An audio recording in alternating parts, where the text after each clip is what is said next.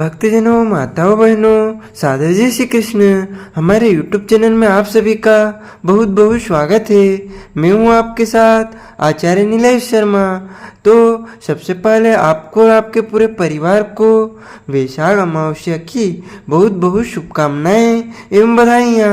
भगवान लक्ष्मी नारायण का भरपूर आशीर्वाद आपके ऊपर तथा आपके पूरे परिवार के ऊपर सदैव बना रहे। आप सभी सुखी रहें, स्वस्थ रहें, व्यस्त रहें और मस्त रहें, तो सदैव उन्नति तथा प्रगति को प्राप्त करते रहें, आगे बढ़े। आज हम आपको वैशाख माह के कृष्ण पक्ष की अमावस्या की कथा सुनाने जा रहे हैं। यह बड़ी अमावस्या मानी जाती है। तो चलिए, वैशाख माह के कृष्ण पक्ष की अमावस्या, जिसे सतवाई अमावस्या कहा जाता है, इसकी कथा हम आपको सुनाने जा रहे हैं। बोलिए सद्गुरुदेव भगवान की जय, गोपाल कृष्ण भगवान की जय, श्री वृंदावन बिहारी लाल की जय, ईश्वर भगवान की जय, द्वारकाधीश भगवान की जय। गुरुर् ब्रह्मा गुरुर्विष्णु गुरुर्देवो महेश्वरा, गुरु साक्षात् परब्रह्मा तस्मै श्री गुरुवे नमः। श्री अखंड मंडलाकारं व्याप्तनेन चराचरं तत्पदं दर्शितं येन तस्मै श्री गुरुवे नमः। कृष्णाय वासुदेवाय हरे परमात्मने प्रणतः क्लेशनाशाय गोविंदाय नमो नमः। श्री कृष्णाय वासुदेवाय हरे परमात्मने प्रणतः क्लेशनाशाय गोविंदाय नमो नमः।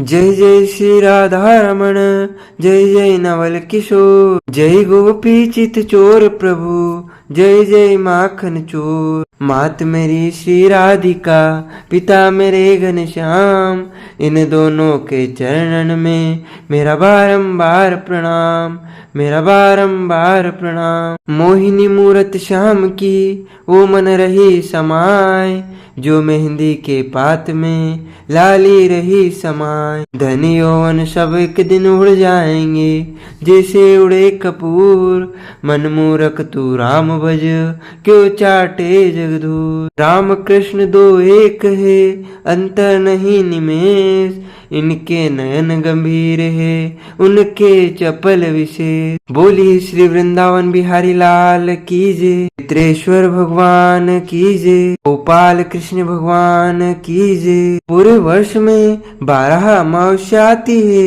यानी प्रत्येक माह के कृष्ण पक्ष में जो तिथि होती है उसे अमावस्या कहा जाता है। और यदि अधिक मास आता है उसे उस वर्ष एक अमावस्या अधिक होती है, यानी उस साल जो 13 अमावस्या आएगी। सभी अमावस्याओं का अपना अपना अलग अलग महत्व माना गया है, और धर्म ग्रंथों तथा पुराणों में लिखा हुआ है कि अमावस्या जो तिथि होती है वो पितृकारी के लिए सर्वोत्तम तिथि मानी जाती है, और इस दिन आप पितरों के निमित्त जो भी कर्म करोगे उसका पूरा पूरा पुण्य लाभ तथा पितरों को पूरी तृप्ति जो है अवश्य ही प्राप्त होगी। यानी इस दिन किया हुआ समस्त कर्म पितरों को प्रसन्न देने वाला होता है। इसीलिए पितृकर्म के लिए अमावस्या तिथि सबसे विशेष मानी जाती है। जिस प्रकार पूरे वर्ष में पितृ अमावस्या सोमवती अमावस्या आई है, इस प्रकार वैशाख अमावस्या यानी वैशाख माह के कृष्ण पक्ष में आने वाली जो अमावस्या होती है उसे भी बड़ी अमावस्या माना जाता है। तो इस अमावस्या के दिन जो भी कर्म आप करेंगे वो सीधा सीधा पितृ को प्राप्त होगा, और इस अमावस्या को सतवाई अमावस्या भी कहा जाता है, क्योंकि इस दिन सत्तू का दान करने से मनुष्य को अभय वरदान प्राप्त होता है। सत्तू जो है शीतलता का कारक है। यदि हम सतवाई अमावस्या के दिन, वैशाख अमावस्या के दिन किसी मंदिर में या ब्राह्मण को सत्तू का दान करते हैं तो उसका हमें पुण्य लाभ बहुत अधिक प्राप्त होता है, तथा हमारे जन्म जन्म के सभी पाप दोष नष्ट हो जाते हैं, तथा हमारे पुण्यों का उदय होता है। और वैशाख का महीना तो माधव मास के रूप में माना जाता है। और इस मास को साक्षात कृष्ण का स्वरूप माना गया है।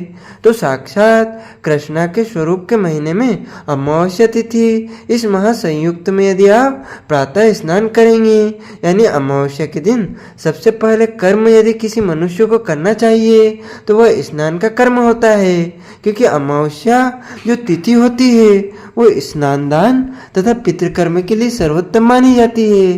तो सबसे पहले कार्य आपका यह रहेगा कि सुबह आप जल्दी उठे, ब्रह्म मुहूर्त में, यानी सुबह 4:30 से लेकर के सुबह 5:30 बजे के बीच में आपको स्नान करना चाहिए। जब आप स्नान करते हैं तो उसमें समय आप तीर्थ जल से स्नान करना चाहिए। वैसे तो गंगा, यमुना, सरस्वती, गोदावरी, नर्मदा जी, यह कोई भी पवित्र नदी में जाकर के आप स्नान कर सकते हैं, लेकिन किसी कारणवश यदि पवित्र नदी पर जाना संभव नहीं हो सकता है तो आप अपने घर में स्नान करने के जल में गंगा जल, तीर्थ जल, गंगोत्री जल या कोई भी पवित्र तीर्थ का जल डाल करके स्नान करेंगे तथा उसमें तिल डाल करके स्नान करेंगे तो आपको तिल से स्नान करने का पूरा पुण्य फल प्राप्त हो जाएगा। और जब आप स्नान करते हैं तो उसके बाद आप शुद्ध वस्त्र धारण करें, और जो वस्त्र आपने पहले से पहने हुए थे उनको इस समय आपको गला करके रख देना चाहिए। उसके बाद ही उनको स्पर्श करना चाहिए, क्योंकि जब तक गले नहीं होते हैं तब तक मेन यानी कि वह मेले होते हैं, अशुद्ध होते हैं। इसीलिए उनको आप स्नान करने के बाद कि जब तक गीले नहीं होते हैं तब तक अपवित्र माने जाते हैं और आपको उनको छूना नहीं चाहिए। इसलिए स्नान करने के बाद उन सूखे वस्त्रों को पहने हुए वस्तुओं को स्पर्श ना करें तथा जिन बिस्तरों पर आप सोए थे उनको भी आपको स्पर्श नहीं करना चाहिए। और सबसे पहले आप जब सूर्य भगवान की लालिमा दिखाई दे उस समय सूर्य भगवान को एक लोटे में, तांबे के लोटे में या कोई भी पात्र में आप तिल, गुड़ और लाल चंदन, लाल पुष्प, लाल कुमकुम इत्यादि वस्तुएं जो भी आपके पास यथा समय उपलब्ध हो वह डाल करके सूर्य भगवान को सबसे पहले जल अर्पित करें, सूर्य भगवान को अर्घ्य चढ़ाएं, सूर्य भगवान को नमन करें तथा उसके बाद आपको पितरों के कर्म करना चाहिए, क्योंकि अमावस्या के दिन यानी वैशाख की जो अमावस्या है उसे दिन पितृ के लोक के द्वारा खुलते हैं, यानी पितृलोक के द्वार खुलते हैं और सारे पितृ पृथ्वीलोक पर आते हैं और पृथ्वीलोक पर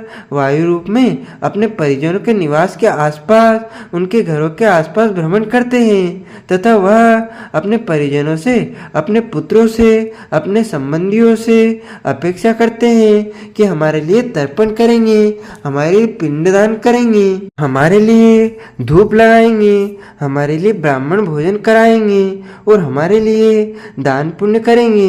तो इस प्रकार हमारे सारे पितृ इस पृथ्वीलोक पर आकर के हमसे आशा रखते हैं, अपेक्षा करते हैं, और जब उनकी अपेक्षा पूर्ण हो जाती है तब उनको तृप्ति प्राप्त हो जाती है।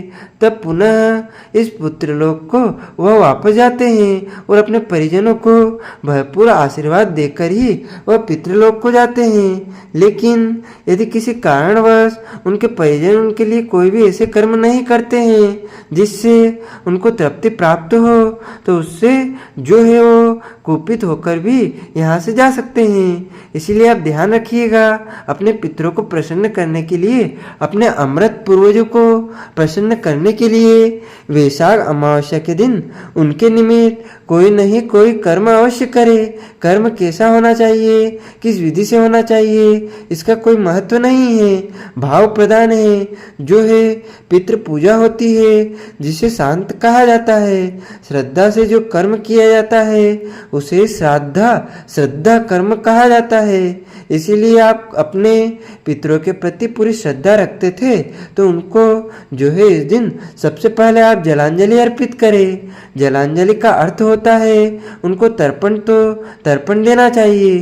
तो तर्पण देने के लिए तिल, जौ और कुश की आवश्यकता होती है तथा हाथ की मुद्रा इस प्रकार से होना चाहिए, यानी कि सामने की ओर जल अर्पण करे और अंगूठे के मध्य से पितृ तीर्थ से पितरों को जल अर्पित करे। चाहिए। इस प्रकार से अपने पितरों का नाम तथा गोत्र उच्चारण करते हुए उनको पितरों को जल और पितृ व तर्पण करना चाहिए। अपने पितृपक्ष की 3 पीढ़ी पिता, दादा व दादा के परदादा, यदि आपके पिता जीवित हैं तो उनका नाम आप मत लीजिएगा, उनके ऊपर की पीढ़ियों का नाम, 3 पीढ़ियों का नाम आप ले सकते हैं। तथा मातृपक्ष यानी माता, दादी और परदादी, इस प्रकार 3 पीढ़ी मातृपक्ष की यानी माता संबंधित 3 पीढ़ियां। उसके बाद हमारे मामा परिवार में हमारे जो नाना जी होते हैं उनकी 3 पीढ़ियां, नाना जी, उनके पिताजी और उनके पिताजी, और नानी जी, उनकी सास और उनकी सास, और घर में जो है चाचा, ताऊ, मामा, बड़े पापा, बड़ी मम्मी, काका, काकी, भाई, बहन, सगे संबंधी, पुत्र, पत्नी, रिश्तेदार जो भी मृत हो गए हैं उनका नाम, गोत्र यदि आपको याद है तो उनके निमित्त आप जलांजलि अर्पित करें। यदि आप सभी का नाम नहीं जानते हैं तो आप सर्व पितृ यानी समस्त पितरों को भी जो है जलांजलि अर्पित कर सकते हैं। सर्व पितृ बोल करके आप जलांजलि अर्पित करें तथा पितरों के निमित्त आप अपने घर की दक्षिण दिशा में एक चौक लगा करके उन्हें शुद्ध पृथ्वी को शुद्ध यानी पोछा लगा करके उसके ऊपर चौकी की यानी कि पटिया की स्थापना करें। उसके ऊपर सफेद कपड़ा बिछाकर पितरों का चित्र स्थापित करें और वहां पर आप उनके निमित्त भोग सामग्री तैयार करें। वह पूर्ण तरह शुद्ध और सात्विक भोजन होना चाहिए। चाहे आपके पितृ यदि मांस मदिरा का भी सेवन करते थे तो भी आपको अपने पितरों को इन वस्तुओं का भोग नहीं लगाना चाहिए, क्योंकि पितृ जो है देव स्वरूप हो जाते हैं। तो उनके लिए शुद्ध वस्तु का निर्माण करें। जब आप पितरों के निमित्त भोजन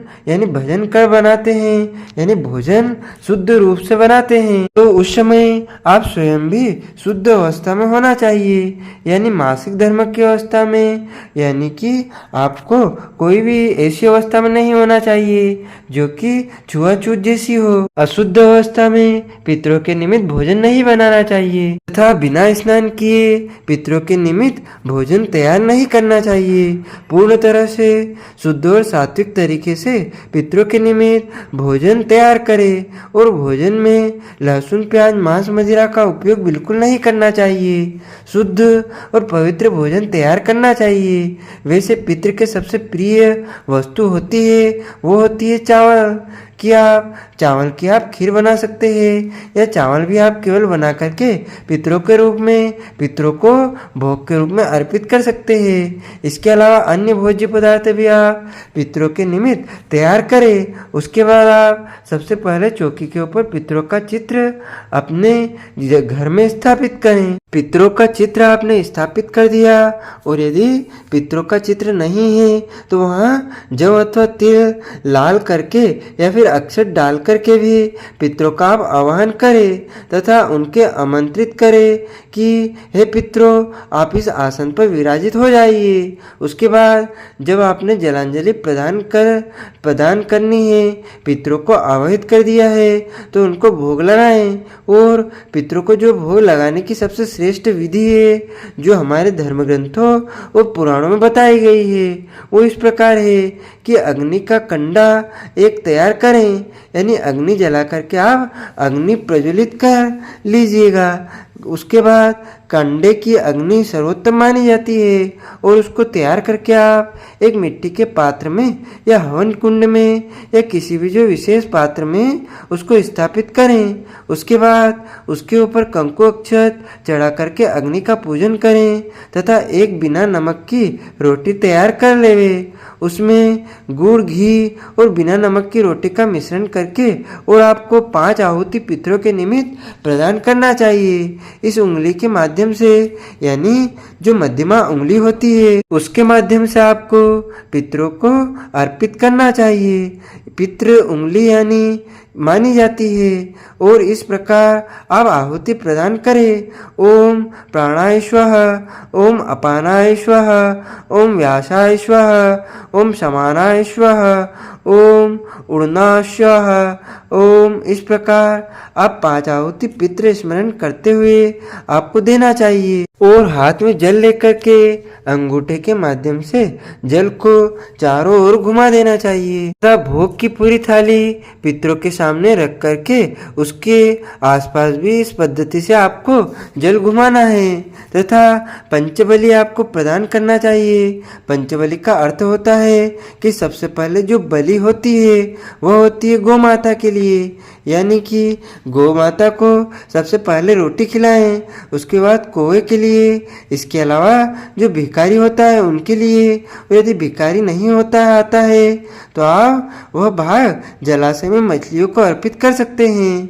इसके अलावा चींटियों के लिए इस प्रकार पंचबली आपको प्रदान करना चाहिए तथा सबसे पहले आपको ब्राह्मण को भोजन करवाना है, क्योंकि ब्राह्मण के मुख से ही पितृ भोजन स्वीकार करते हैं। जब हम ब्राह्मण को तृप्त करेंगे तो हमारे पितृ हमारे ऊपर अत्यधिक प्रसन्न होंगे और जो धूप आपने लगाई है, जो स्वाहाकार लगाया है, उसका धुआं जब वायु में प्रवाहित होगा तब हमारे पितृ उससे तृप्त होंगे और हमारे पूरे परिवार को भरपूर आशीर्वाद देकर जाएंगे।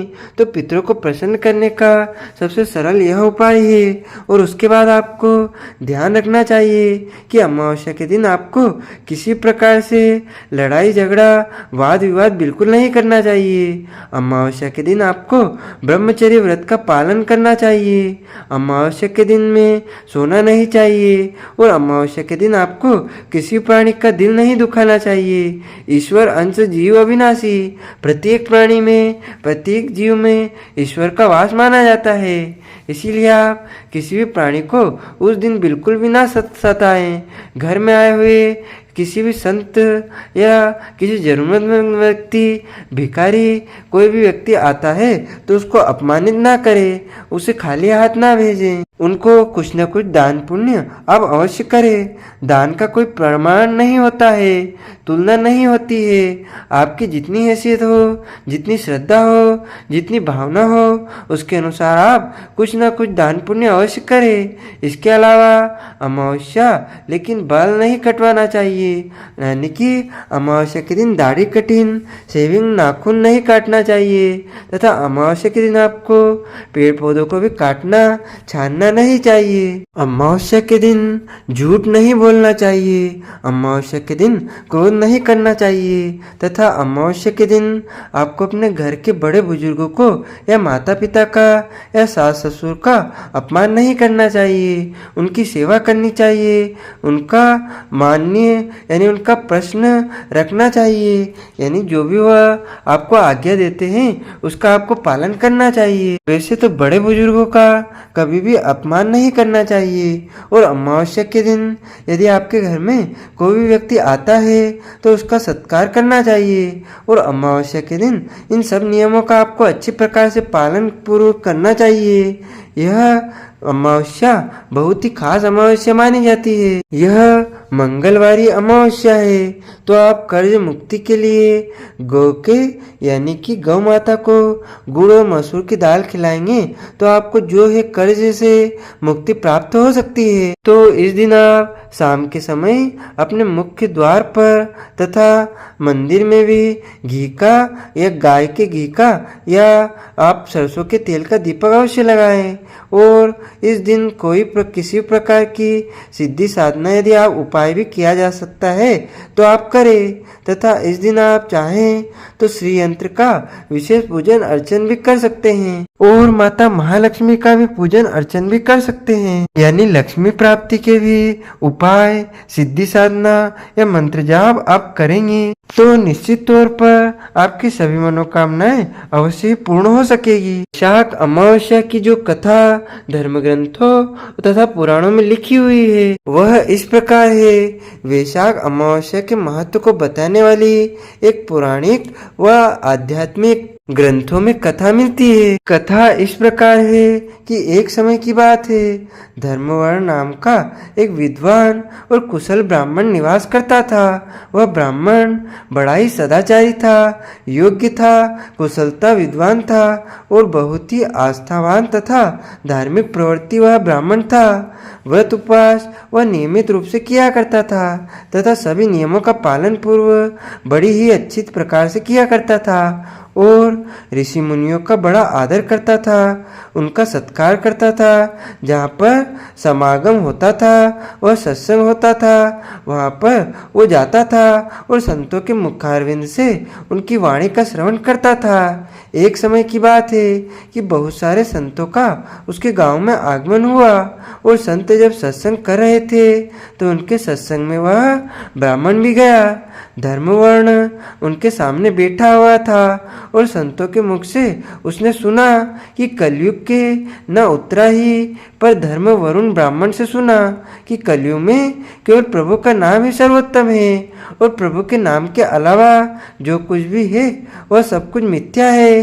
यानी कलयुग में केवल और केवल प्रभु का नाम स्मरण कर लोग तो भी आपको महान पुण्य फल की प्राप्ति हो जाएगी, क्योंकि सतयुग त्रेता युग और में बड़े बड़े यज्ञ हवन और करोड़ वर्ष तक तपस्या करने से जो फल प्राप्त होता था वही फल कलयुग में केवल भगवान के नाम का उच्चारण करने से, प्रभु का स्मरण करने से आपको प्राप्त हो सकता है।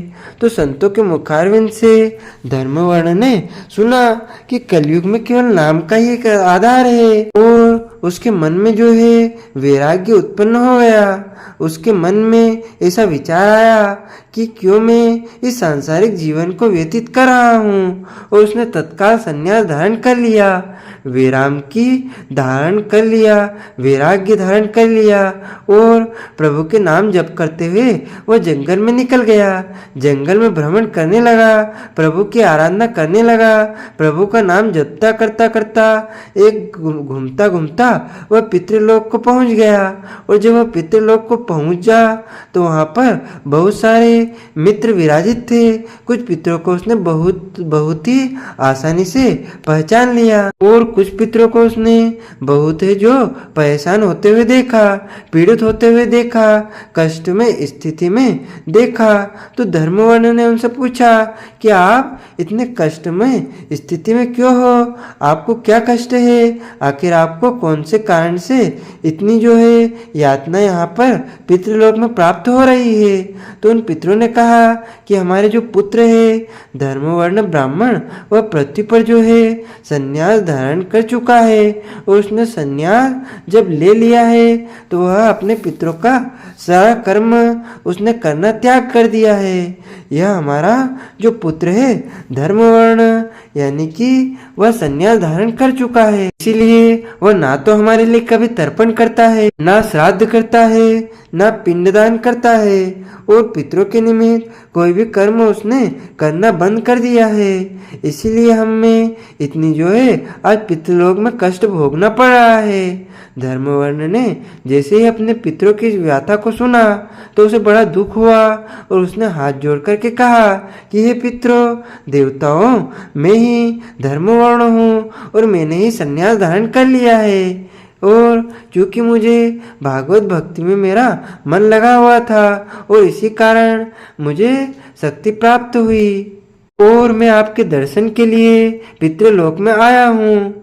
तब इस समय उनकी पीड़ा को जान करके धर्मवर्ण ने निश्चय कर लिया कि आज ही मैं इस वैराग्य को छोड़ दूंगा और सांसारिक जीवन में प्रवेश कर जाऊंगा। तत्काल उसने अपने पितरों की आज्ञा को स्वीकार किया और पृथ्वी पर आकर के अपने संन्यास रूप को छोड़ करके पुनः गृह आश्रम में प्रवेश कर लिया, क्योंकि गृहस्थ आश्रम में बढ़ करके कोई भी तपस्या या कोई भी साधना नहीं हो सकती है। और गृहस्थ आश्रम में आकर के उसने वैशाख माह के कृष्ण पक्ष की जो अमावस्या थी, यानी कि उस दिन उसने अन्य यानी कि दान किया, तर्पण के साथ में पिंडदान आदि कर्म उसने किया तथा बहुत सारे ब्राह्मण को आमंत्रित करके उनको भोजन करवाया।